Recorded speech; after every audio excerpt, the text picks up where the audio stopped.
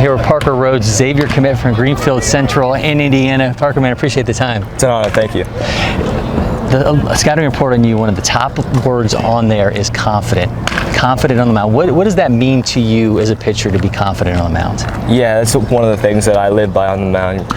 To me, it's one of the things that I truly work on, being confident, being able to trust myself when I'm up there in certain positions when it's my team needs an out or something like that. It's just one thing that I think that really speaks it about me as a pitcher. Do you think it's more confidence in your stuff, or is it confidence in your mentality to get through periods where things may not be going right? It's a big mix of both. I think I have one of the top stuff in the state, and just as you said, it's also a mindset thing, and having that mindset also is a big plus.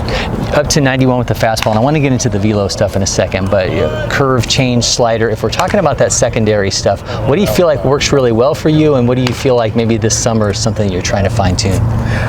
Something that I worked off in the high school season was a sinker, which I like to throw in early in the count, late in the count, whenever.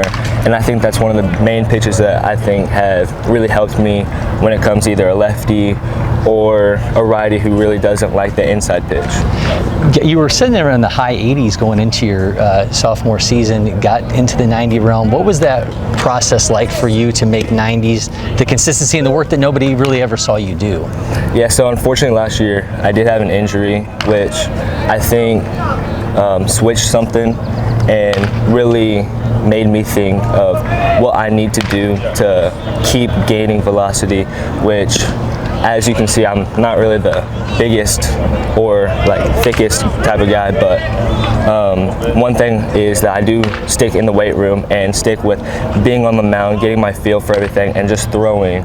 And I think that's one of the things that I think that's helped me the most. How much time do you take off during the off season then? If you got goals, how long can you give yourself off before you say, you know what, I got to be back in there grinding again? It's maybe a week until I start getting back with my pitching instructor and stuff like that, and getting back in the weight room. Xavier is going to be the destination for you.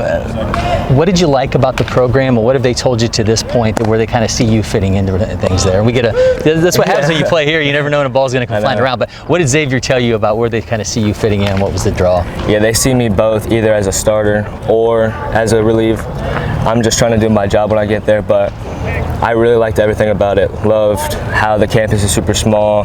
You can walk everywhere. I loved how the coaches believed in me and truly see something in me. They were the first to reach out, and it was almost every week where I was talking to them, and that's just something I really like. Building that connection with the coaches is just something that I really looked for when in the recruiting process. I'm curious, playing for the Indiana Bulls, Max Clark could be the #1 pick in the upcoming MLB draft. What does that do for a player when a guy that's been part of your program is to that point? What does that do for everybody else that's part of the program? Yeah, it's really motivating to see someone in your program being at that top level. It's really just humbling that you have the opportunity to be with someone that spectacular. All right, you talked about you as a pitcher. I'm going to get you a ball and have you show us what you do in terms of your grip. Sound good? Sound good. I really throw from a really lower slot, so it has a bunch of mainly two-seam run, and it rises a little bit because I'm throwing from a little bit lower. And my slider/curve, I could either throw it like this if I want it to break a little bit more like a slider, and I just try to come around on it, and I could flip a baseball around, and then I go back on that same seam, and if I wanted to break more of a curveball and a lot harder and a lot faster, I just try to grip this with my middle finger and just pull down as hard as I can with it, which will get a pretty good movement on it. Changeup, I like to split my changeup around the horseshoe, and mainly since I still throw it like that, comes out and it just has a bunch of drop to it, not really much run or anything. And then sinker, I like to throw this pitch a lot, and moves just like a two-seam, but I love to throw it either on a righty backdoor or on a lefty, really hard to hit, and it just mainly hits that bottom right corner of the zone. Parker, man, thank you so much for doing that. I Thank appreciate you. it. If you're not already, make sure you follow LakePoint Sports on all our social media channels. Hit that subscribe button on YouTube. You'll get so much more happening here on campus.